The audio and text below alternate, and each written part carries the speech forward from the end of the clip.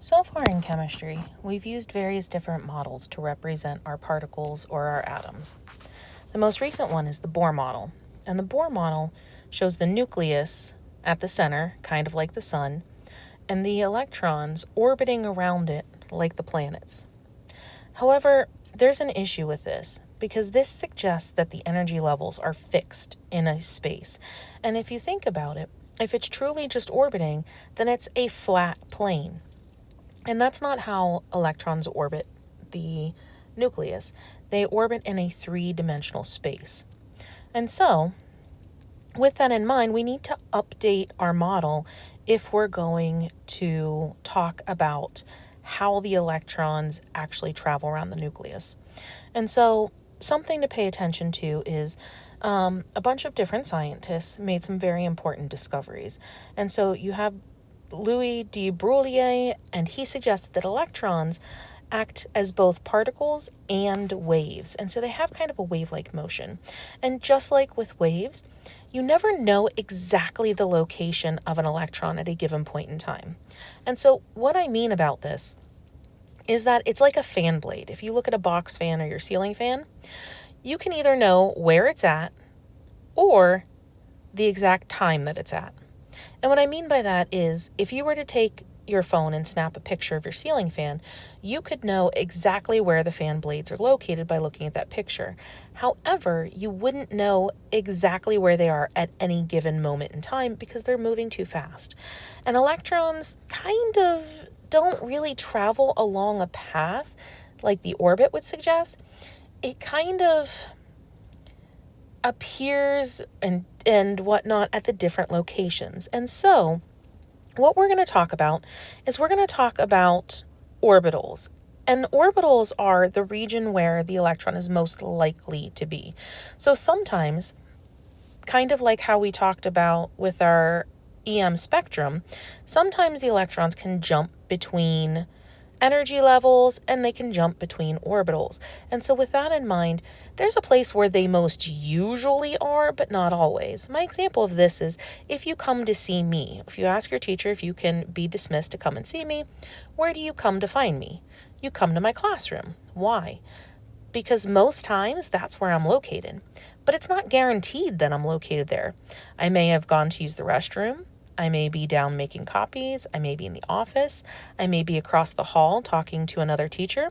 So there's really many places I could be, but in all likelihoods, I'm usually in my room. So that's a safe bet. And electrons are the same way. And so these orbitals, it's not really a ring that the electrons are occupying. Rather, it's orbitals within these energy levels. And so each orbital can hold a maximum of 2 electrons. And so that's kind of the key thing that we're going to focus on, is the fact that it can hold 2 electrons. And so my first energy level, if you remember, the rule for the first energy level is it can only hold a maximum of 2 electrons. And that's because there is only 1 orbital in our first energy level. So let's go over the different orbitals first, and then we'll get to that part. I'm jumping ahead of myself a little bit. And so the first orbital that we're going to have is the s orbital. And the s orbital has only one type, and that's because its shape is a sphere. And so when we talk about these types, we're really going to talk about the number of shapes there are. And so the s orbital is simple, it's a sphere.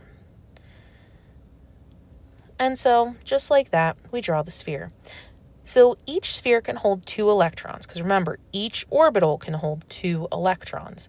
So the maximum number of electrons that can fit on that single orbital are 2, and that's why our first energy level has 2. Then we're going to see p orbitals. And p orbitals, there are 3 different types of p orbitals. The orbitals are referred to as dumbbell-shaped. And that's because that's what they look like. And the reason why there are 3 of them is because they can exist on the different axes. We have an x-axis. So this would be my x p orbital. This would be my y because it's on the y-axis, and this would be my z-axis. Keep in mind we're talking about three-dimensional space. So there's the x, the y, and the z, not the two-dimensional space that we're used to talking about. The next one is the d orbitals, and the d orbitals, there are 5 total types. 4 of them are referred to as clovers, like a 4-leaf clover, and the 5th one is referred to as the pacifier. And so when we look at this, we can see the different clovers and we can see the pacifier. And now when we're talking about these, something that I want to clarify a little bit better, my sphere holds 2 electrons. Each orbital holds 2 electrons. And so what I mean by that is that this blue orbital over here is 1 and this is 1. So there would be 1 electron on one part of the orbital and another electron on the other part. Remember, they're negatively charged. They're going to repel each other as far away as possible. And so that means I could have 1 here, I could have 1 here, I could have 1 here, I could have 1 here. Same thing with my D's. My D's are that I could have, there's only 2, so it could go here and it could go there. It could go here and it could go there. It's not filling up each lobe of the orbital. There's only 2 electrons in the orbital total, and the 4-leaf clover is the orbital. So don't get confused by that. It's not each circle or each oval that holds an electron. It's 2 per shape. I shaded them as white and blue so that way it would help us to differentiate kind of between the different shapes. Our last one that we're going to talk about is the f orbitals, and the f orbitals start to get all kinds of crazy because there's actually 7 different types of shape. And you'll notice that I don't have a picture there, and that's because these guys be crazy. And so here's a chart, and we have all of our orbital shapes. Move this out of the way for you. That didn't help much. And so this is my S, this is my P, this is my D, and this is my F. So you can see with the F orbitals that they get super crazy. Again, keep in mind, the shading is meant to show you where the 2 different electrons are. So 1 electron could be in these light green spaces, and the other electron could be in any of the dark green spaces.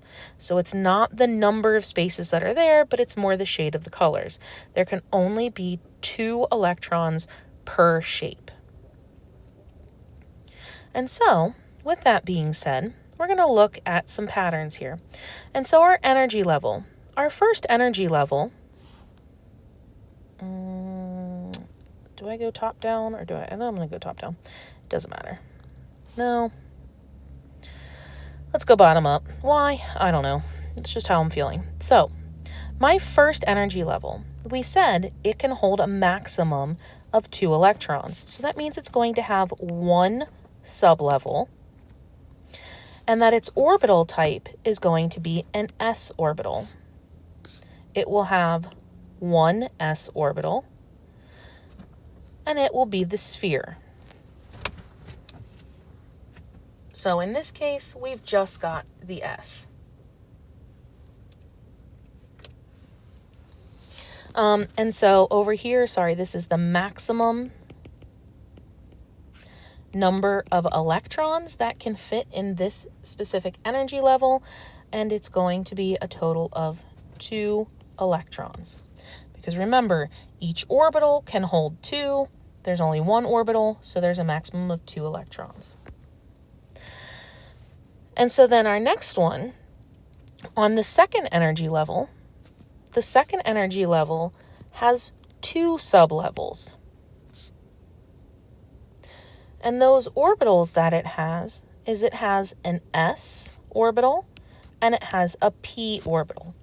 Keep in mind this is the second energy level. So that means if you have an atom that has a total of 2 energy levels, it has the 2 sublevels, the s and the p on the second energy level, and 1 s orbital on the first energy level. So If we have 2 energy levels total, we have a total of 3 orbitals possible. And so then with that, so this level, the energy level, has 2 types of orbitals. I lied to you. This one has 4 types of orbitals. Where do I get 4? Because remember, my S had 1 and my P had 3. So 3 plus 1 is 4. Since there are 4 orbitals and each orbital can hold 2 electrons, that means the maximum number of electrons is 8. And if you think about it, the second energy level holds 8 electrons. Now this is where things get kind of wonky, because we've only ever had you draw Bohr models or consider energy levels up to element 20. And that's because things start to get a little weird after that. So the third energy level has 3 sublevels, which means it has an S, a P, and a D. So the sublevels are my different types of orbitals, and the orbital types are S, P, and D. Well, with my number of orbitals, remember that my S has 1 orbital, my P's have 3 orbitals, and my D's have 5 orbitals. So with that, 5 plus 3 plus 1 means that I have 9 possible orbitals. Each orbital can hold 2 electrons, meaning I can hold a total of 18 electrons on that third energy level. Now I know this is different from what we've been taught previous, but we're going to go ahead and get there. So just for now, just know that the third energy level can really hold 18 electrons total.